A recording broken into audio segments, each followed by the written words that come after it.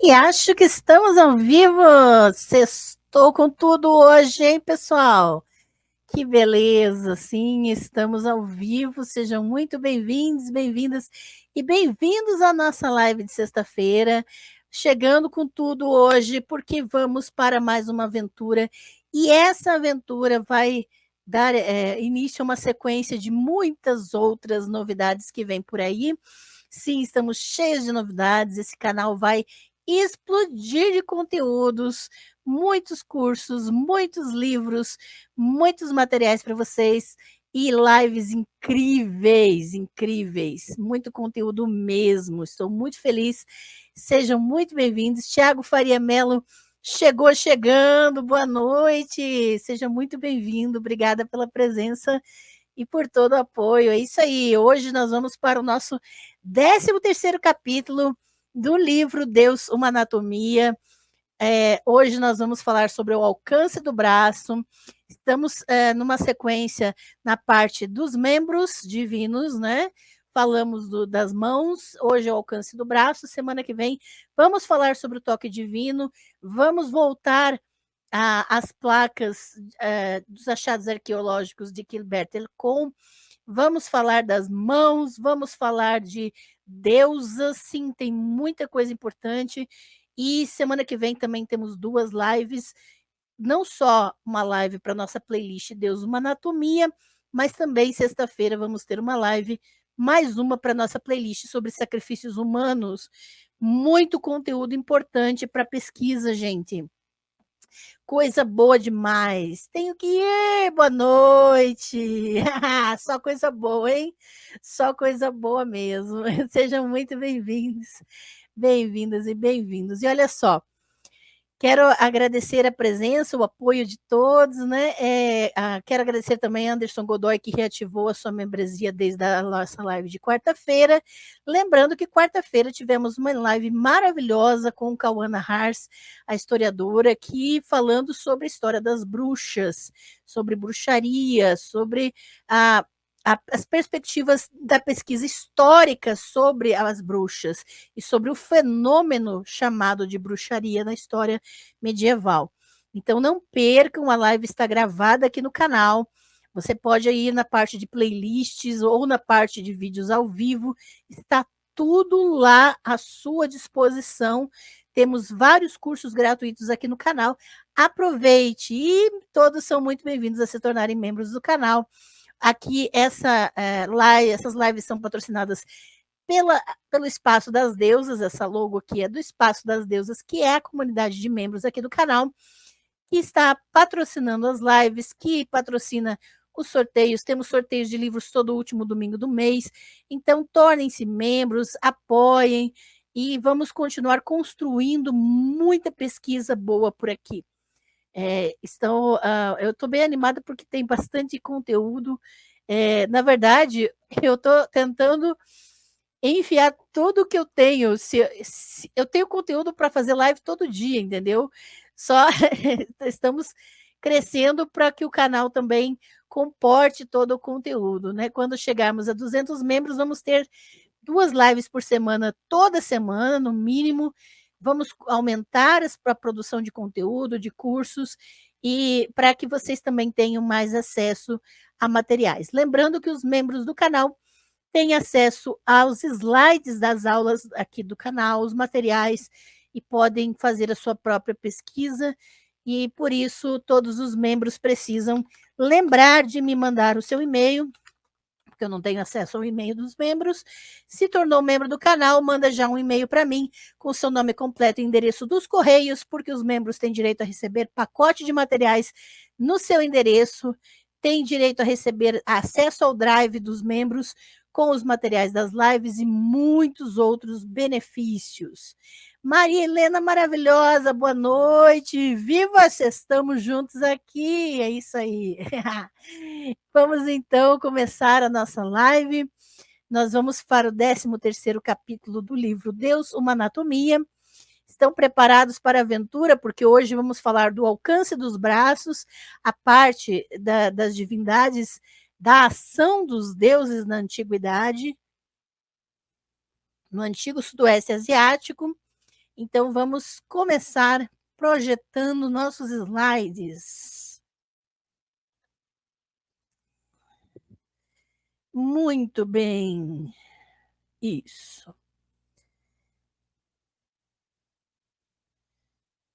E hoje, então, vamos para o 13º capítulo. O livro tem 21 capítulos, então já passamos da metade, né? E doutora Francesca Stravacapulo começa. As famílias saem em fila da cidade com seus pertences empacotados em sacos nas costas ou empilhados em carrinhos puxados por bois. Imagine o cenário. Crianças pequenas caminham ao lado de seus pais, algumas se agarram às saias da mãe, outras às pernas do pai. As que são muito pequenas ou estão cansadas demais para andar são carregadas nos ombros dos adultos. As mulheres e as crianças de uma casa são espremidas em um carrinho, equilibrados em suas bagagens. Uma mulher embala um bebê no colo, enquanto os braços de uma criança mais velha sentada atrás dela estão em torno de sua cintura. A procissão heterogênea segue seu caminho pela paisagem montanhosa, passando por árvores e videiras carregadas de frutas. Mas esse não é um êxodo libertador. Os soldados forçam a longa fila de homens, mulheres e crianças a sair de sua cidade, levando-os a passar por cadáveres empalados, corpos esfolados e um dignatário local forçado a se ajoelhar para ter sua garganta cortada. E nos relevos da antiguidade, nós podemos presenciar cenas como essa, de cercos e conquistas de cidades inteiras na antiguidade do sudoeste asiático. As famílias traumatizadas estão marchando em direção ao seu destino, incorporação à Assíria. O poder supremo do império é personificado pelo próprio rei Senaqueribe, que se senta em um trono elevado sustentado por seres divinos, supervisionando a cidade e o desfile dos despojos de guerra. A queda da cidade judaíta de Laquish, no final do século 8 antes da Era Comum, quase não é mencionada na Bíblia, mas foi uma cidade importante o suficiente para que seu saque fosse monumentalizado em um vasto friso do palácio sudoeste de Senaqueribe em Nínive, celebrando a subjugação de seus longínquos territórios. E relacionada a esses territórios, você vai ter menções em 2 Reis 18, que vão ecoar 2 Crônicas 32 e Isaías 36. Então, esses relevos são do Palácio de Senaqueribe, que vão representar o saque de Laquish e também de outras cidades para o imperador assírio. O ataque assírio a Judá, vassalo imperial, havia sido feito por Senaqueribe, foi desencadeado pela rebelião de seu rei Ezequias. Incentivado por promessas feitas por um Egito ressurgente e um acordo fechado com o vistoso rei babilônico Marduk-Aplaidiba II, conhecido na Bíblia como Merodach-Baladã, Ezequias reteve o tributo imperial. Ele segurou, ele não pagou esse tributo, e foi uma decisão extremamente imprudente. Apenas 20 anos antes, o vizinho do norte de Judá, o reino de Israel, havia sido aniquilado por se rebelar contra seu imperador assírio. Seus deuses foram capturados, seus templos esvaziados, e o rei Oséias foi aprisionado. O reino de Israel Norte foi extinto e substituído por uma província assíria chamada Samerina, cujo nome vem da capital caída, Samaria. Agora a própria Judá estava à beira do esquecimento. Não tenham medo, nem se assustem diante do rei da Assíria, teria dito Ezequias ao seu povo. Com ele está um braço de carne, mas conosco está Javé, nosso Deus, para nos ajudar e lutar nossas batalhas. 2 Crônicas 32, 7 a 8. Foi uma declaração excessivamente confiante. Judá foi dizimada. Jerusalém foi deixada sozinha como uma barraca em um campo de pepinos, com Ezequias preso na cidade sitiada, como um pássaro em uma gaiola, como Senaqueribe declarou zombeteiramente em seus anais de guerra. E você pode também conferir Isaías 1:8. Reduzido a um tamanho e intimado em arrependida obediência, Ezequias pagou o pesado tributo exigido pelo império, que incluía suas próprias filhas. Jerusalém foi poupada. Aos poucos, seus habitantes recuperaram sua confiança, acreditando o fato da cidade ter escapado da aniquilação à presença protetora de Javé em seu templo. Deus está no meio da cidade, Deus está no meio da cidade, ela não será abalada, proclamavam os cantores de culto. Grande é Javé e muito digno de ser louvado na cidade do nosso Deus, em suas cidadelas, Deus se mostrou uma defesa segura. Salmo 46:5 e 48:3. Então, aos custos do tributo, é aí que Javé vence, né? Só pagando o tributo mesmo. Em meados do século VII, antes da Era Comum, a Assíria estava assolada por uma série de guerras civis, enfraquecendo o domínio do império em seus territórios, para o deleite de seus rivais Egito e a Babilônia. Judá estava agora presa entre essas potências beligerantes, curvando-se e cedendo às mudanças de marés do império. Um após o outro, os reis judaítas foram mortos, capturados ou exilados sob comando de potências estrangeiras concorrentes. Em 612 antes da Era Comum, o rei Nabopolassar da Babilônia capturou Nínive, a sede imperial da Assíria, e com ela as terras do coração do império. Tendo obtido o controle da Mesopotâmia, o recém-expandido Império Babilônico teve como objetivo afastar o Egito de suas incursões no Levante, tomando para si esses territórios.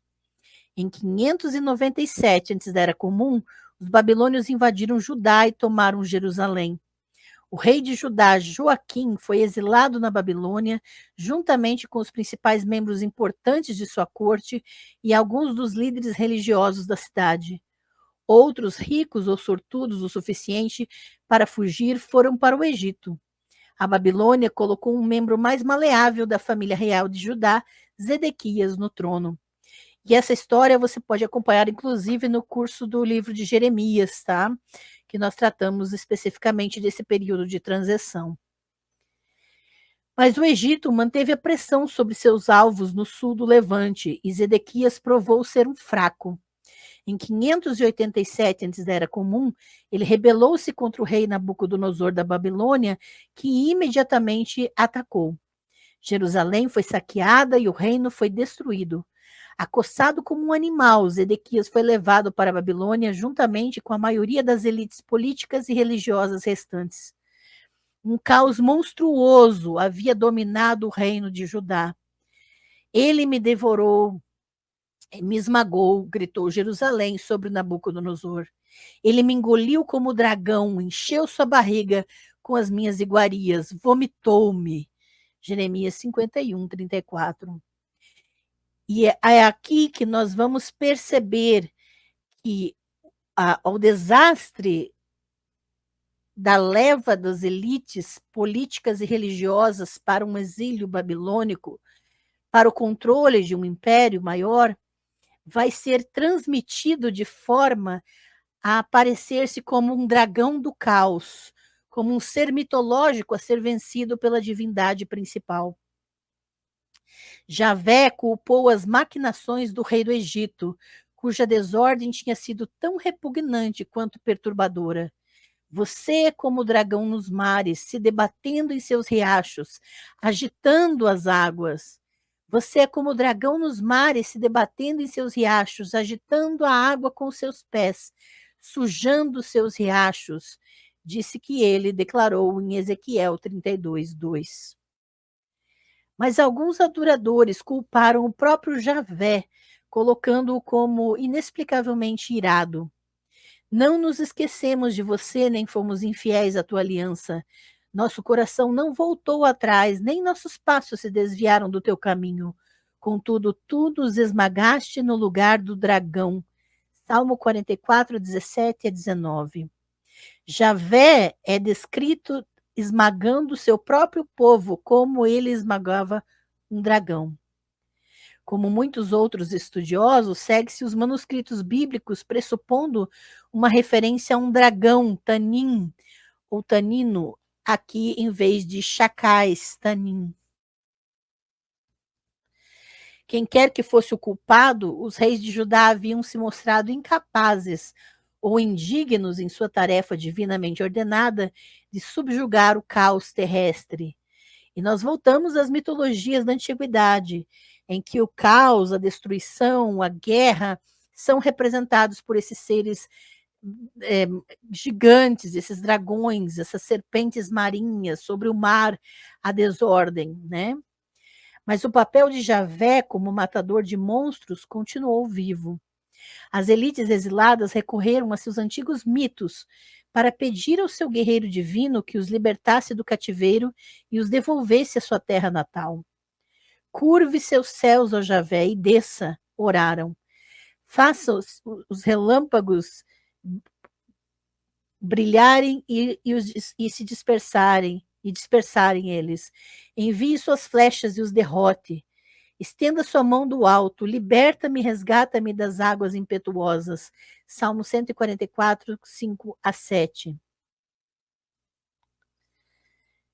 E lembrando que os textos de poesia dos Salmos nós estudamos no curso Música e Poesia nos Salmos, um curso específico para entender essas mitologias e esses seres mitológicos que vão aparecer nessas canções de música. Para esses adoradores, os conflitos cósmicos de Deus não apenas pintaram um mundo turbulento numa vívida cor técnica, mas ilustravam a profunda angústia pessoal dos que estavam se afogando no caos do trauma cultural. Os textos bíblicos acabam por transparecer esse trauma social e cultural vivido pelas elites. Das profundezas da miséria emergiram algumas das súplicas mais dolorosas da Bíblia. Salva-me, ó Deus, porque as águas subiram até o meu pescoço. Entrei em águas profundas e o dilúvio me varre, soluça um poeta. Estou cansado de chorar, minha garganta está seca, meus olhos se escurecem de tanto esperar por meu Deus. Salmo 69, 1 a 3. As linhas, os versos de poesia se inundam de imagens de sufocamento, de afogamento, de terror, de desgraça, de busca por ar, por vida. A inter-relação entre o mítico e o pessoal era mais do que nocional. Um dos poemas mais artisticamente elaborados da Bíblia reflete as orações de uma comunidade exilada de judaítas na Babilônia do século VI, antes da Era Comum, que imaginavam seu retorno como um segundo êxodo, atravessando o perigoso Mar dos Juncos, lembrem, não é Mar Vermelho, é Mar dos Juncos, para a terra natal prometida. E é a partir daqui que as mitologias do livro de Êxodo vão ser criadas, exatamente espelhando esse retorno do exílio babilônico das elites. Passando do mítico para o político e para o pessoal, o poema se desloca da brutalidade da batalha de Javé contra o dragão marinho para escapar da opressão numa terra estrangeira, para o emocional da jornada de um peregrino ao Templo de Jerusalém. Então, quando nós lemos esses poemas mitológicos ou essas narrativas do Êxodo, nós estamos lendo três camadas diferentes em que esses versos atingem. Eles atingem o mitológico, o imaginário, eles atingem o político e a opressão social que está sendo acometida, e eles atingem o pessoal. São três camadas que vão estar constantemente sendo refletidas nos versos desses poemas bíblicos. Então, desde das imagens de uma divindade vencendo um dragão, para as lutas políticas contra exércitos e reis estrangeiros de dominação e opressão, até a própria reflexão filosófica pessoal diante de uma peregrinação de retorno de um adorador ao seu templo. E é especificamente o braço de Javé que é abordado, transformando o membro de força bruta da divindade em uma mão orientadora de conforto. Desperta, desperta, reveste-te de força ao braço de Javé. Despertai como nos dias antigos, as gerações de muito tempo atrás. E vamos ver essas camadas, vamos ver essas 3 camadas aqui. Não foi você quem cortou Raabe em pedaços? Olha o monstro mítico aqui. Não foste tu que traspassaste o dragão? Não foste tu que secaste o mar, Yam, e as águas das grandes profundezas, o poderoso Terrom? Quem fez das profundezas do mar, Yam, um caminho para os redimidos atravessarem? Assim os resgatados de Javé voltarão e virão a Sião com cânticos. Isaías 51, 9 a 11. Nessas camadas de poemas, nós vamos ver essas 3 facetas do mitológico, do político e do pessoal sendo refletidos nos questionamentos filosóficos dos poetas. A ideia de que o braço poderoso de Deus estava apenas dormindo em vez de enfraquecido ou quebrado era típica da antiga devoção religiosa. Apesar da destruição de seu templo em Jerusalém, Javé não era um Deus que havia sido derrotado pela Babilônia, mas uma divindade que havia deliberadamente abandonado seu povo, retirando seu braço poderoso e protetor. Por que você retém sua mão? Foi o grito de lamento. Por que guarda sua mão em seu peito? Salmo 74, 11.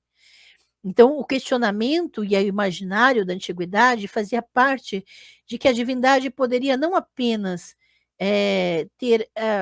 estar dormindo, estar esquecendo ou estar quieto, mas ele poderia realmente ter se enfraquecido ou simplesmente retirado sua mão do meio do seu povo. Se o braço divino estava dormindo, era porque Javé também estava. Em todo o mundo antigo, o sono reparador era uma atividade tão normal para os deuses como para os humanos. E alguns templos eram equipados com camas ornamentadas para onde seus residentes divinos se retiravam à noite. Realmente haviam câmaras para os deuses dormirem nos templos. Entretanto, assim como seus adoradores, as divindades também podiam se retirar do mundo social, seja por estarem de mau humor, deprimidos ou punindo seu povo. Então, as divindades na antiguidade eram tidas realmente com as mesmas características dos seres humanos, com essa fisicalidade que os permitia ter necessidades como dormir, descansar e repousar. De acordo com um lamento sumério, foi exatamente isso que o grande deus Enlil fez. Depois de afligir sua terra com uma fome, o velho deus se fechou em seu templo em Nippur, onde fingiu estar dormindo enquanto seu povo castigado passava fome. Medidas rápidas e um certo grau de lisonja e bajulação eram necessárias. A deusa Inanna viajou de seu templo em Uruk para Nippur, na esperança de despertar Enlil. Fingindo, meu pai, finge que está deitado, ela gritou. Que eu possa acalmar seu coração, que eu possa pacificar seu fígado, que eu direcione minhas palavras ao seu coração angustiado. E isso está nos mitos de Inanna para com Enlil. Lembrando que a mitologia da deusa Inanna nós tratamos neste curso aqui. Ela está pegando fogo, Cântico dos Cânticos, texto a texto, que você pode adquirir pelo Linktree no chat fixado lá em cima ou na descrição aqui de todos os vídeos do canal. Sentada em seu colo, Inanna o despertava com o refrão: o que dorme, até quando você vai dormir? O lamento de Inanna era considerado tão poderoso que os cantores de seu culto o recitavam em seu templo em Uruk no 7º dia de cada mês, na esperança de apaziguar os deuses por qualquer desconhecido que pudesse levar a um sono inoportuno ou simulado. Como se todos os meses a deusa Inanna tivesse que acordar os deuses do seu sono e da sua omissão. As medidas de precaução eram apenas sensatas. Discernir a diferença entre um Deus adormecido e um Deus mal-humorado nem sempre era fácil. Muitos séculos depois, no século VI antes da Era Comum, os adoradores de Javé estavam cantando petições para despertá-lo para as devastadoras consequências do ataque babilônico. Desperte, desperte, Por que você dorme, ó Javé? Despertai, não nos rejeite para sempre, não nos abandone para sempre. Salmo 44, 24. Para os que ficaram em Jerusalém, o sono prolongado de Javé provavelmente marcou o período relativamente curto em que seu templo destruído ficou completamente fora de ação. Mas para as antigas elites de Jerusalém, que agora viviam no exílio, o sono de Javé perdurou por várias gerações. A maioria acabou dando continuidade às suas novas vidas lá mesmo no exílio, nas regiões da Babilônia e até depois no Império Persa e Elamita, reconfigurando seu Deus numa divindade facilmente acessível na diáspora. E isso a gente vai perceber muito na transposição de grupos que não retornaram para a província de Judá. Você vai perceber que cada comunidade vai acomodar Javé à característica da sua estabilidade política, social, econômica. Os judeus elamitas, os judeus na Babilônia e assim por diante. E nós falamos sobre o período pós-exílico, especificamente no curso Zacarias, a expulsão da deusa e o silenciamento profético, que você pode adquirir no meu Linktree, lá no chat fixado lá em cima, ou na descrição de todos os vídeos aqui do canal. Em Elefantina, uma ilha no Nilo, né, a comunidade no Egito, uma comunidade mista de adoradores de Javé, alguns exilados e refugiados, outros migrantes econômicos, construíam um templo para seu Deus e duas divindades companheiras, sobre as quais sabemos muito pouco: o deus Exum Betel e a deusa Anat Yarro, talvez uma consorte do próprio Javé, como Anat, né? Lá, esses judeus ofereceram sacrifícios mais uma vez. E essas comunidades em Elefantina, eu vou falar sobre elas na live do Deus Um ao Deus Único, tá? Que está aqui no canal também. Mas alguns exilados na Babilônia e nos arredores, a própria cidade de Marduk, acreditavam que Javé de Jerusalém permanecia firmemente territorial e somente seu retorno a Sião poderia reuni-los com seu Deus. No entanto, essa era uma posição teológica repleta de ansiedade. E se o braço poderoso de Javé fosse simplesmente muito fraco ou muito curto para entrar em um território inimigo e resgatar seus cidadãos dispersos? E esses questionamentos vão passar pelos livros de Ezequiel, que também temos um curso especificamente sobre ele. Essa era uma alegação que Javé negava veementemente, baseando-se em sua subjugação do caos aquático para provar seu ponto de vista. Porventura está a minha mão encurtada para que eu não possa redimir? Ou não tenho poder para livrar? Com minha repreensão eu seco o mar, faço dos rios um deserto. Isaías 52. Essa também foi uma alegação aparentemente encerrada quando o rei Ciro II da Pérsia derrubou a Babilônia em 539 a.C. e decretou o retorno dos povos deslocados para suas terras natais, onde deveriam reconstruir seus templos e restaurar seus deuses. Um movimento político astuto projetado para apresentar o novo imperador como um benevolente patrono dos oprimidos. E isso era uma tática específica de Ciro, né? De se fazer benevolente, de se fazer como reflexo de uma divindade que tinha compaixão do seu povo. De repente, Javé acordou como um guerreiro que se livra do vinho, Salmo 78, 65, e abriu seu arsenal e tirou as armas da sua ira, Jeremias 50, 25. Furioso com qualquer insinuação de que havia sido desarmado ou sedado pela Babilônia, ou mesmo resgatado pelo Ciro Persa, Javé se adornou com os trajes de um campeão de luta, listados no livro de Isaías como couraça, capacete e vestes cerimoniais. Ele então ergueu seu braço poderoso, pronto para vingar seu povo, resgatar seus exilados e salvar a sua reputação piedosa, que teologicamente é isso que importa, né? Que a divindade tenha sua reputação isenta.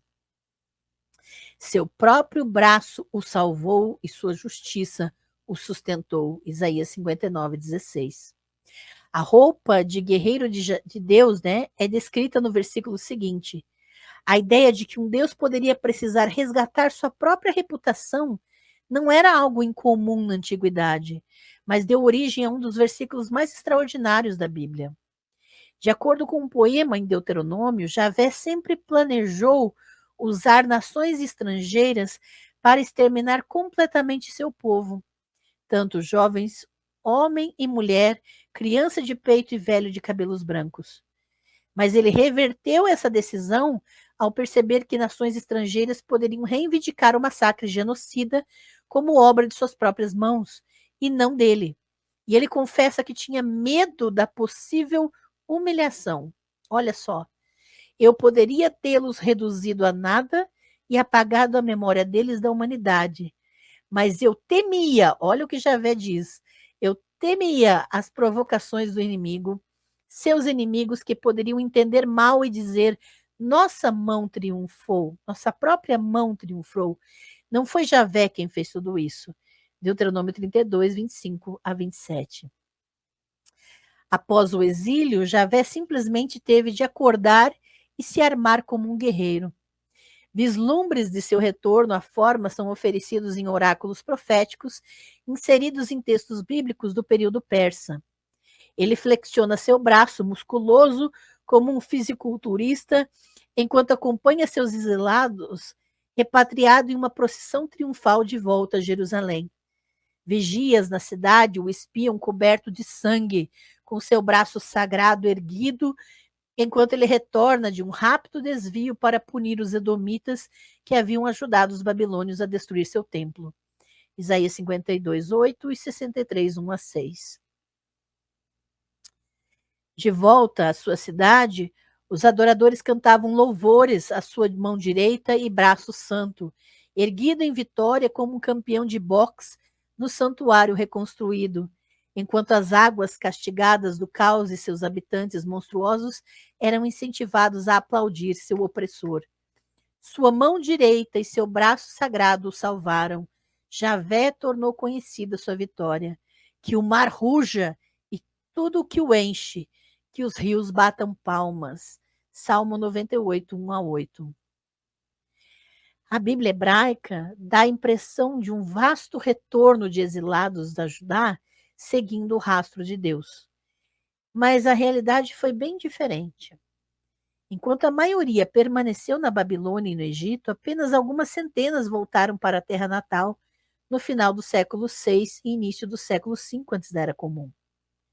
O antigo reino de Judá era agora a minúscula satrapia persa de Ehud, governada por funcionários públicos numa província imperial muito maior que recebeu o apelido simples de Além do Rio. Então, uma coisa é a estrondosa imagem volumosa de milhões de pessoas andando, voltando para sua terra. Outra coisa é a realidade dessa província de Ehud, pequena e governada por funcionários públicos.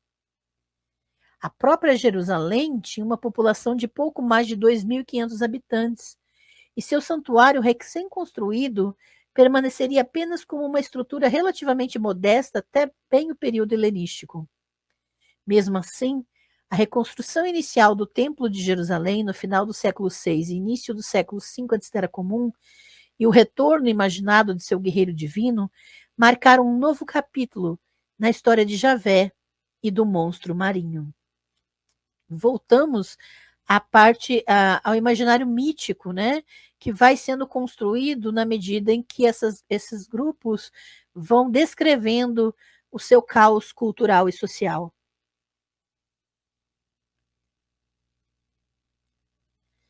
Para os que retornaram, Deus havia se mostrado perfeitamente capaz de recrutar o poderoso Ciro como seu servo messiânico. Ele é chamado de ungido, de Messias, Machia, no próprio texto de Isaías. Entrando em terras estrangeiras para trazer seus adoradores de volta para casa e facilitando o patrocínio persa de seu novo templo. Isso você pode conferir em Isaías 44, Isaías 45, Esdras 1 e 2 Crônicas 36. Lembrando que esses slides, a live vai ficar gravada, depois você pode pausar a tela e conferir as referências, e os membros do canal vão ter acesso a todo o arquivo de slides dessa série assim que a terminarmos. E se você quer saber dessa elaboração de figura messiânica na Bíblia, você pode adquirir o curso Os Três Isaías, a Esperança Messiânica, que está disponível no meu Linktree para ser adquirido, tá bem? Com uma mão orientadora na política internacional, o alcance de Javé era cada vez mais percebido por muitos dos seus devotos como sendo cada vez maior. Seu poder era incomparável ao dos deuses estrangeiros. Seu controle sobre o caos supremo. Os adoradores esperavam ansiosamente por sua iminente punição contra aqueles que se deleitavam com o sofrimento de seu povo. E esse é um anseio popular de que a sua divindade se vingue daqueles que riem da sua desgraça, né? Os profetas declararam que esse seria um dia de ferocidade desenfreada, com o clímax da morte do dragão de uma vez por todas. Naquele dia, Javé, com sua espada cruel, grande e forte, castigará o Leviatã, a serpente que foge, Leviatã, a serpente que se retorce. Ele matará o dragão que está no mar. Isaías 27:1. Como os sacerdotes e literatos de Jerusalém estavam cada vez mais se sentindo confortáveis em meio à relativa calma e estabilidade econômica do domínio imperial persa, o inimigo primordial e terrível de Javé se tornou cada vez mais fácil de subjugar. Então, à medida em que a Pérsia vai dando autonomia para essas lideranças religiosas em Jerusalém, eles vão descrevendo Javé como cada vez mais vencedor. Nos mitos que sustentavam seu braço poderoso, dominar seu antigo inimigo era agora menos uma batalha violenta e mais como prender um peixe que se agita.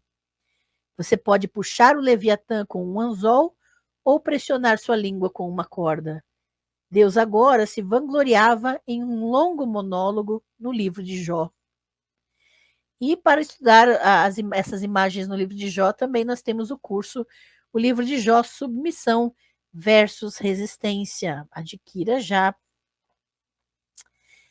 Sem perder nada de sua formidável forma, o monstro do caos passou de um inimigo destituído de poder, que falava palavras suaves, de súplica ao seu captor, para um animal domesticado, com quem Javé podia brincar como um pássaro e colocar na coleira como um brinquedo para meninas. Isso você pode conferir em Jó 38, 8 e 9, 41, 1 a 5. Assim como Marduk da Babilônia já havia domesticado um monstro, a Tiamat, tornando-o um fiel companheiro, Javé também se viu dono de um dragão de estimação. E essas mitologias elas vão sendo replicadas, tá? Elas vão sendo reverberadas e ecoadas em diferentes povos.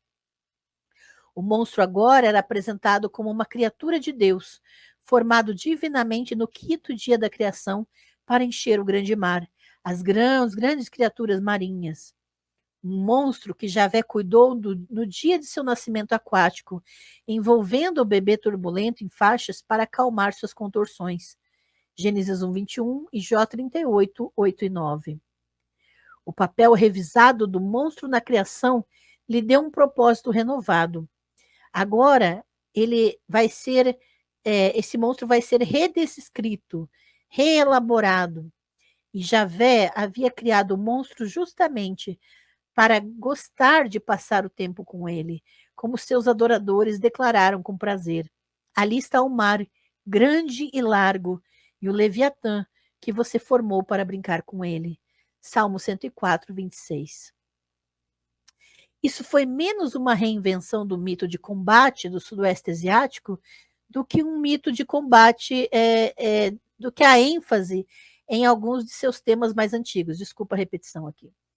Então, é mais uma ênfase em alguns dos temas mais antigos do Sudoeste Asiático, nos quais os monstros cósmicos nasceram dos próprios deuses, que sentiam grande afeição por sua prole arisca e problemática. Então, esse tema não é novo, não é novidade também, tá, gente?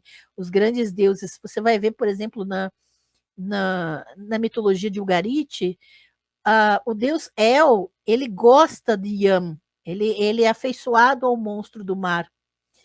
Tá? Então, não é uma coisa assim nova que agora Javé está inovando, está virando dono de um animalzinho de estimação. Não, essa temática já é antiga.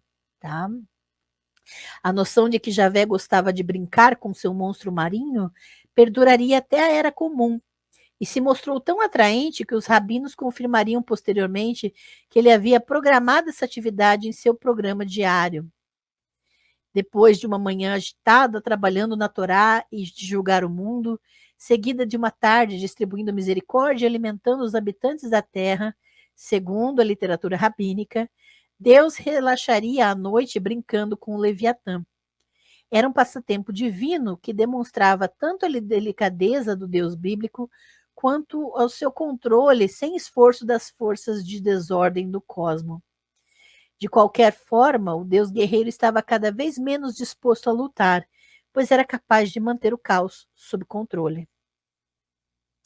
Se o desastre se abatesse sobre seus adoradores novamente, seria uma punição justa, orquestrada de uma distância celestial e com o coração pesado do próprio Deus.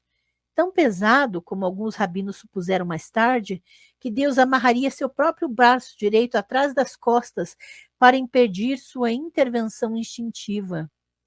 Desarmado e constrangido, ele sofreria em solidariedade com seu povo punido. A memória cultural de uma violenta batalha cósmica não desapareceu, entretanto. Em vez disso, ela se transformou como a própria Tiamat, a própria serpente do Mar Salgado, assumindo novas formas à medida que o mundo político mudava ao redor dos adoradores de Javé.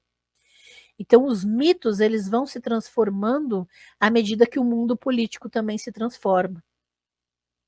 À medida que a relativa estabilidade da era persa deu lugar às condições mais instáveis, divisivas e muitas vezes opressivas durante os períodos helenístico e romano, alguns videntes judeus viram as águas do caos subindo novamente, encarnado dessa vez pelas formas monstruosas de seus adversários injustos ou senhores estrangeiros. Suas ansiedades seriam articuladas em algumas das literaturas mais esotéricas da Bíblia, incluindo o livro de Daniel do século II antes da Era Comum, que se baseou na ascensão e queda dos impérios para anunciar a ascensão iminente de uma gloriosa nova ordem mundial. Então, esse Javé que tinha domesticado o dragão, agora volta a lutar contra dragões ferozes nas eras helenística e romana. E nós falamos sobre os dragões no curso World of Dragons, Daniel e a literatura apocalíptica, comigo e com Wellington Barbosa, um curso que está disponível para ser adquirido pelo meu Linktree, lá no chat fixado lá em cima, ou na descrição aqui de todos os vídeos do canal. Tá? Aqui em Daniel, o vidente pseudônimo apresenta uma versão cuidadosamente controlada do mito do caos para descrever a queda de sucessivas nações opressoras, retratadas como feras aterrorizantes que rastejam de um mar primordial. Essas feras serão usurpadas por uma figura celestial de forma humana, descrita como semelhante a um filho do homem, que apareceria montado numa carruagem de nuvens e seria nomeado para a realeza de uma nova ordem mundial por uma divindade idosa entronizada no conselho divino, chamada de Ancião de Dias, Daniel 7, 1-27. Essa narrativa mítica é mais conhecida por seu uso subsequente como um texto de prova que endossa o retrato do Novo Testamento de Cristo como Filho do Homem vindo sobre as nuvens do céu. Então, o que os escritores do Novo Testamento vão fazer? Vão pegar essa narrativa mítica de Daniel e vão reelaborar, reinterpretá-la, apontando para esse Cristo, né, que seria o Filho do Homem vindo nas nuvens do céu. E essa releitura, você pode conferir em Mateus 24, Mateus 26, Marcos 13, Marcos 14, Lucas 21, João 1 e João 3. Mas, em Daniel, essa visão não diz respeito a essas questões. Ela era apenas uma expressão de uma constelação mítica persistente que encontraria seu caminho em outros escritos judaicos dos períodos helenístico e romano. Alguns descreviam de forma semelhante um divino filho do homem cavalgando sobre as nuvens do céu, dessa vez sobre o mar primitivo, fazendo-o murchar ou tremer. Outros previam um mediador angelical exercendo o domínio dado por Deus sobre o Leviatã, que estava dolorosamente preso sob o trono divino. As visões de mundo desses escritores foram fundamentalmente moldadas pelo tradicional mito do dragão do sudoeste asiático, cuja essência contava a história de um jovem guerreiro deus que conquistava a realeza, tendo vencido ou domado o caos monstruoso e aquoso. É o mesmo tema, gente, que vai se repetir continuamente, tá? E vai se repetir até no texto de Apocalipse, que nós temos um curso específico sobre isso, Apocalipse, texto e contexto, sentido e interpretação. Esse paradigma mítico também enquadrou as perspectivas religiosas de alguns dos primeiros grupos judeus de natureza mais sectária ou mística, que reagiram às mudanças políticas e culturais provocadas pelos levantes entre o século II antes da Era Comum e o século I da Era Comum, com o tempo do fim, as escatológicas, né, as escatologias. Eles aguardavam ansiosamente o fim do mundo traumático, quando o reino criado seria totalmente destruído e uma nova ordem cósmica iria surgir. E se o mundo antigo havia sido criado a partir da morte do monstro do caos, então o seu fim viria da mesma forma. O tema vai se repetir. Para muitos, a nova morte do caos seria marcada pela violência divina do passado, com Deus ou um de seus agentes divinos, geralmente o arcanjo Miguel ou Gabriel, que são entidades mitológicas, caçando o dragão e esmagando suas cabeças. Para essas comunidades ansiosas, o caos aquático não era mais uma perigosa inclinada à perturbação, mas um mal cósmico ativamente determinado a se rebelar repetidamente contra Deus e com a intenção de incitar os mortais a fazer provocações de seus enviados sobrenaturais. E daí tem nomes como Belial, maldade, ou Mastemá, hostilidade. Então é esse espírito de hostilidade e maldade, essa intenção de provocar os enviados divinos. Deus eliminaria essa presença tóxica, esticando os céus para cima e para baixo como uma sanfona cósmica e o chocando contra o reino terreno corrompido que seria lançado ao abismo. Somente os justos sobreviveriam a esse terror apocalíptico para testemunhar a impressionante maravilha da nova ordem cósmica. A escatologia judaica primitiva daria forma a essas assustadoras visões do grande Apocalipse no livro cristão primitivo de Apocalipse. Tá? E aqui nós temos um exemplo, né, da batalha divina contra um monstro de 7 cabeças, que continuou sendo um motivo mitológico potente nas primeiras tradições judaicas e cristãs. A sua reciclagem no livro do Apocalipse do Novo Testamento é vividamente ilustrada nessa imagem de um manuscrito medieval conhecido como o Apocalipse de Silos, 1091 a 1109 da Era Comum.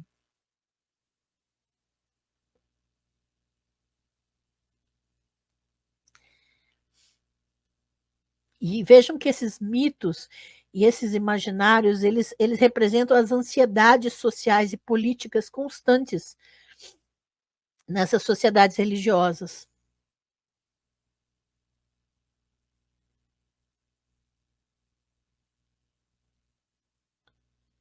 Datado do final do primeiro século da Era Comum ou do início do segundo, o livro Apocalipse é autodescrito como sendo de um vidente chamado João, uma figura tradicionalmente, mas erroneamente identificada com o apóstolo João. Quem quer que tenha sido ele escreveu com um desespero fervoroso para as comunidades cristãs na Ásia Menor Romana, atual Turquia, instando-as a que se mantivessem firmes em sua fé, pois o fim do mundo era iminente. Esse João relata que suas visões o transportaram para a sala do trono celestial de Deus, onde ele testemunhou o exército de arcanjos de Cristo lutando contra um monstro do caos de 7 cabeças, que vomitava água e tinha fleuma de sapo, agora chamado de aquela antiga serpente que se chama Diabo e Satanás, o enganador do mundo inteiro. Apocalipse 12, 9 e 21. Depois de várias escaramuças, o dragão foi finalmente dominado, amarrado com correntes e selado em um poço sem fundo. Isso desencadeou uma nova criação. Então veja que o tema da destruição do dragão, da destruição da desordem, do caos, que gera criação posterior, vem lá da antiguidade e continua sendo repetido no livro de Apocalipse. Então vi um novo céu e uma nova terra, esse João escreve, porque o primeiro céu e a primeira terra passaram e o mar não existe mais. Apocalipse 21. Transcendentalmente distanciado da batalha, como uma presença invisível, o próprio Deus manteve suas mãos limpas do conflito. Em vez disso, uma série de anjos lutou contra o dragão até que Cristo apareceu, equipado com uma espada, um cavalo de guerra e uma túnica ensanguentada, pronto para assumir a glória do jovem Deus guerreiro. Então você vai ver essa imagem desse Cristo em Apocalipse exatamente descrita, escarrada como o Deus guerreiro da antiguidade ensanguentado em campo de batalha. A sua recompensa seria a realeza divina sobre o império universal de Deus. Nem todo mundo imaginava que Deus permaneceria à distância de um braço. Para muitas outras comunidades judaicas e cristãs, a derrota apocalíptica do dragão do mar cósmico não viria com a bagunça de quebrar as muitas cabeças do monstro, seu aprisionamento em correntes, nem mesmo seu aprisionamento na escuridão. Em vez disso, ela seria marcada por um banquete de fim dos tempos mais civilizado. Então a gente precisa ter essa noção de que a imagem dessa batalha cósmica não é única em todas as vertentes religiosas, tá? Tem uma outra versão de, em vez de uma batalha, um banquete. Convocando seus mais justos para o jantar no céu, Deus prepararia o banquete final. De forma rápida e limpa, ele prepararia seu dragão de estimação em pedaços salgados para que seus adoradores mais justos consumissem. O banquete do Leviatã. Seria um churrasco de Leviatã no fim dos tempos. Você pode conferir 4 Esdras 6, 49 e 52, 2 Baruque 29, 4, 1 Enoque 60, 7 a 10. Essa era uma imagem desenhada, a antiga alegação nos Salmos de que Javé havia esmagado as cabeças do Leviatã e dado de comer às feras. E lembrando que dia 4 de julho, às 19 horas, vamos receber a doutora Tupá Guerra aqui, maravilhosa, falando sobre literatura enoquiana, e vamos falar de churrasco de Leviatã também, por que não, né? Já agende para não perder, gente. Agora, isso foi reformulado numa última ceia salvífica, a ser realizada por Deus num momento de sua escolha. Tendo aprisionado o Leviatã no início da criação, Deus o tiraria de seu tanque aquoso e o serviria como filés de peixe, um prato que seria tanto fisicamente nutritivo quanto tranquilizadoramente kosher, como alguns rabinos confirmariam mais tarde. Então, paralelo às vitórias sangrentas contra o dragão, você tem essas narrativas do grande churrasco de Leviatã no final dos tempos. O domínio de Deus sobre o caos havia se tornado tão doméstico que o monstro não era mais um servo humilde, um guardião feroz ou companheiro amado. Agora, o Leviatã era um animal criado para ser cozido e comido numa refeição ritual, como uma besta valiosa sacrificada em um estábulo sagrado. Esse toque culinário num antigo tropo mítico ofereceu a Deus a oportunidade de mostrar suas habilidades mais delicadas e habilidosas, um toque divino que há muito tempo moldava a vida de seus adoradores. E com esse capítulo, o 13º capítulo do livro Deus, uma Anatomia, a doutora Francesca Stavacapulo traz para nós as referências da ação, as diferentes referências à ação divina sobre os monstros marinhos do caos, o monstro da desgraça, e de que forma, de acordo com as mudanças sócio-histórico-políticas, essas releituras vão sendo refeitas, revistas e retransmitidas ao gosto das pessoas. Lembrando que no dia 12, na quarta-feira, nós vamos para o 14º capítulo e vamos falar desse toque divino que não é tão mais violento, mas, de certa forma, vai preencher um espaço que ainda não abordamos no que tange as mãos divinas. E esse material a gente vai ver, então, na nossa próxima live, na quarta-feira, no dia 12 de junho, né? Deixa eu ver aqui. Boa noite, Luciana. Quanto tempo, Luciana? Que saudade, hein? Vanessa maravilhosa. Deixa eu ver. Olha o like número 14, é isso aí. Vamos, não esqueçam, coloquem sua curtida, seu comentário. Vamos, né, trazer mais questões aqui. Boa noite, Benilton. Muito obrigada, viu? E hoje é um capítulo bem curtinho, né? O capítulo 13 do livro Deus, uma Anatomia, que vai trazer essa ideia do apocalipse dos mitos. E como nós, na playlist Deus, uma Anatomia, nós já vimos várias vezes esse tema mitológico sendo revisto e repetido, ele fica fácil de entender quando a gente chega no capítulo 13º. Na próxima live, no dia 12, que nós vamos falar sobre o toque divino, nós vamos entrar num outro âmbito do toque divino, exatamente na questão do cuidado, na questão das deusas, de como a divindade Javé vai usurpar o toque divino de outras divindades sobre o seu povo. E isso é muito importante para a gente não esquecer que essas mitologias elas vão se sobrepor umas às outras, trazendo uma releitura teológica e explicativa das realidades socio-histórico-políticas da época, tá bem? Então, hoje nós temos esse capítulo delicioso, né? Um capítulo assim, uma viagem para a relação entre Javé e o Leviatã, o churrasco de Leviatã, que é uma versão extra a respeito desses mitos, uma leitura extra, mas é importante lembrar a transição que essa releitura foi feita, que ela passou, né?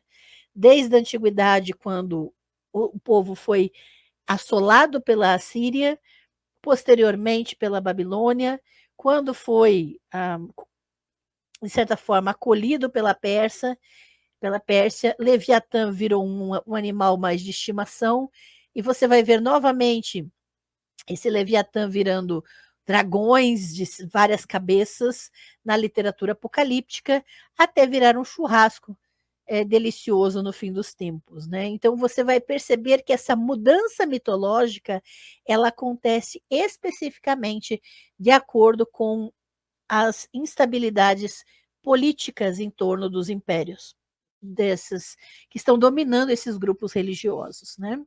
Então fica aqui o nosso 13º capítulo, Deus, uma Anatomia, e não esqueçam de já marcar, entrar na parte de playlists aqui do canal, maratonem a playlist Deus, uma Anatomia, assistam as lives anteriores, tornem-se membros do canal, gente, e os membros vão ter acesso a especificamente todos os slides dessa série. Membros do canal, não esqueçam, mandem um e-mail para mim com seus dados para receber seu pacote de membros nos correios, para receber o acesso à pasta do Drive com os slides e muito mais benefícios. Todos são muito bem-vindos, viu? Ô, Tiago, muito obrigada, viu? Obrigada de coração. E olha, uma excelente sexta-feira para vocês. Uma ótima pesquisa, leituras, e nós estamos preparando muito mais, estamos traduzindo, Sueli e eu estamos traduzindo o livro Monstros de Deus, e semana que vem temos 2 lives, na quarta e na sexta. Quarta-feira, Deus, uma anatomia, toque divino, capítulo 14, e na sexta-feira nós vamos ter uma live para a playlist Sacrifícios Humanos. Então, durante essa semana, gente, vamos maratonar playlist Deus, uma anatomia e playlist Sacrifícios Humanos para ficar em dia com o conteúdo, que semana que vem temos 2 aulas fantásticas, beleza? Uma ótima semana. Obrigada, Vanessa, para vocês. Bom fim de semana, pessoal, e até a próxima.